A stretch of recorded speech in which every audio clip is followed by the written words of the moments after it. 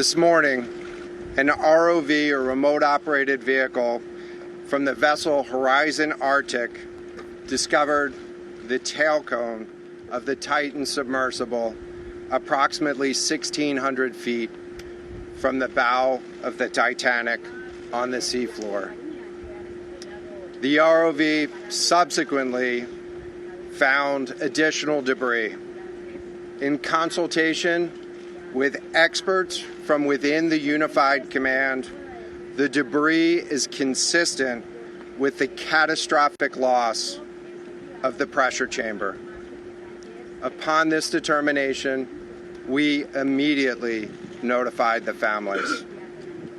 On behalf of the United States Coast Guard and the entire Unified Command, I offer my deepest condolences to the families.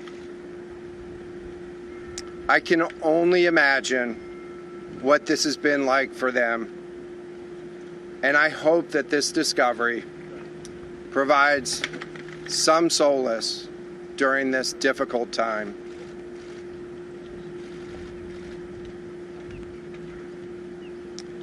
Additionally, we've been in close contact with the British and French Consuls General to ensure that they are fully apprised and that their concerns are being addressed. The outpouring of support in this highly complex search operation has been robust and immensely appreciated. We are grateful for the rapid mobilization of experts on the undersea search and rescue, and we thank all of the agencies and personnel for their role in the response. We're also incredibly grateful for the full spectrum of international assistance that's been provided. The ROVs will remain on scene and continue to gather information. Again, our most heartfelt condolences go out to the loved ones of the crew. We'll now take questions. Rear Admiral, can you talk about the delay in reporting the vessel missing and what impact that had on the search? This was a incredibly complex case, and we're still working to develop the details for the timeline involved with this casualty and the response. And so we'll provide that information. About the recovery of the body. James Matthews from Sky News. John, what other debris have you found? And have you found any trace of those who were? So this is an incredibly complex operating environment on the seafloor, over 2 miles beneath the surface.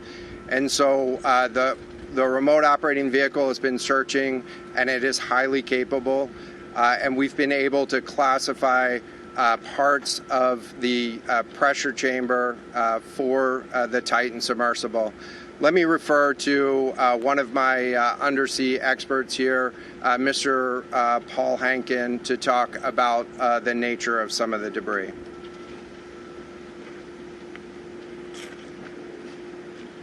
Thank you, Admiral. So essentially, we found 5 different major pieces of debris that told us that it was the remains of the Titan. The initial thing we found was the nose cone, which was outside of the pressure hull. We then found a large debris field. Within that large debris field, we found the front end bell of the pressure hull. That was the first indication that there was a catastrophic event. Shortly thereafter, we found a second smaller debris field. Within that debris field, we found the other end of the pressure hull, the aft end bell, which was basically comprised of the totality of that pressure vessel. We continue to map the debris field, and as the Admiral said, we will do the best we can to fully map out what's down there. Thanks, Paul. Yes, sir. Go ahead. It's a very difficult question to ask, but it will be an important one for the families, of course. What are the prospects of recovering the bodies of the missing crew? So the questions was related. I'm restating the question from the standpoint of sometimes it's hard to hear the question here. What are the prospects for recovering crew members? And so this is a incredibly unforgiving environment down there on the seafloor. And the debris is consistent with a catastrophic implosion of the vessel. And so we'll continue to work and continue to search the area down there, but I don't have an answer for prospects at this time. Admiral, it's Tom Costello with NBC News. Is there any suggestion? Sorry, any suggestion at all that the sub itself collided with the wreckage of Titanic, or that instead it might have imploded above the wreckage and then rained down nearby? So the question was, is there any question as to whether or not the sub collided with the Titanic or whether it imploded above and debris field created from that? So the location of the Titan submersible was in an area that was approximately 1,600 feet from the wreck of the Titanic. I have an expert here that is familiar with that area and can talk about the debris field and what the debris field indicates in terms of where the casualty may have occurred. Rear Admiral, really quickly, can you tell me when that massive fleet will be called back? The expert voice is coming up to answer the question. Thank you, Admiral. So the question is, where does the wreck lie in relation to the Titanic? I didn't hear the Admiral's answer. I think 1,600 feet. Was that correct, Admiral? Yep, you got it. So that's off the bow of Titanic. It's in an area where there is not any debris of Titanic. It is a smooth bottom. To my knowledge and anything I've seen, there's no Titanic wreckage in that area.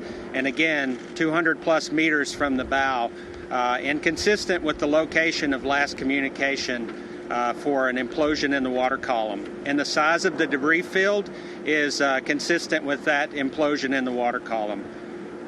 Thanks. What would cause the question in terms of the timing here? You say that this was a catastrophic implosion. And I know it's early on, but is it your estimation that this happened right at the moment when they lost contact, an hour and 45 minutes after the descent? So the question was about the timing of the catastrophic implosion. Right now, it is too early to tell with that.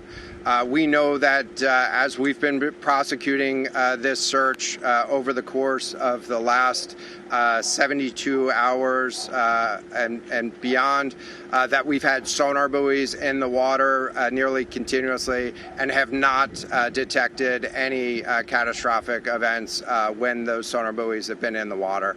So